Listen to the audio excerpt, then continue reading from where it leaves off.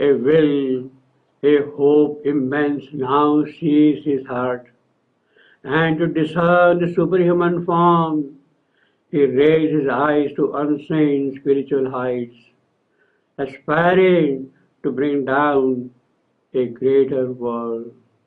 There is a distinct possibility of the void throttling the omniscient due to the tireless work of the eternal laborer. This is a sign of great importance of the laboring force fulfilling her task. But it is not just a happy, pleasing sign, it is also something which is inherent in the creation's process itself, in its mechanism. There is the hope of success. There is the scope of realization of the long waiting promise. If there is that sign, then things can be worked out. If these had to be worked out in the face of contingencies and difficulties, she will work them out. The alert yogi at once recognizes the distinct the possibility of the omniscient getting thrown in the void. He seizes the clue. He takes the hold of it. He sets himself to attend to the issue if there is any. This is a part of significant positive action of pragmatism. Every aspect of it must be taken forward, must be promoted. Nothing should get thwarted, even as there are thousand elements that can attack them, can hinder them. He raises his eyes to the unseen spiritual heights.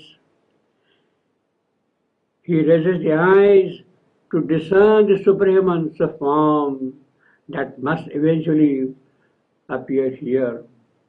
Ashwapati's hope, Ashwapati's aspiration is to bring down a greater world here on earth.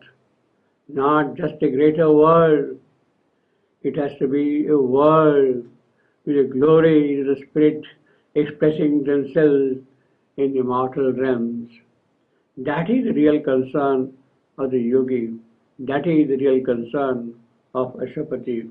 A brighter sun must give illumination to the darkness of the suffering human soul. Yes, it must happen. There has to be a perfect answer to our hopes. But how all that is going to happen? How will it happen? There are blind voices at doors, and there are no keys to open them. What we have is a mind that gets its provisions just to satisfy its curiosities. And there is flesh, its thrills of swift joys and gratifications are enough for it. But there is nothing to take care of the soul's desire. Even if we should get something, its worth would get lost in no time. We are constantly chased by the futility and by inconsequence. Yet, what the spiritual side has seen, what has been pursued and discerned, has to be true here. It has to be here. If it has to be here, then something else needs to be done. The yogi must step aside from the human gains and claims. He must find in silence an answer to the issue.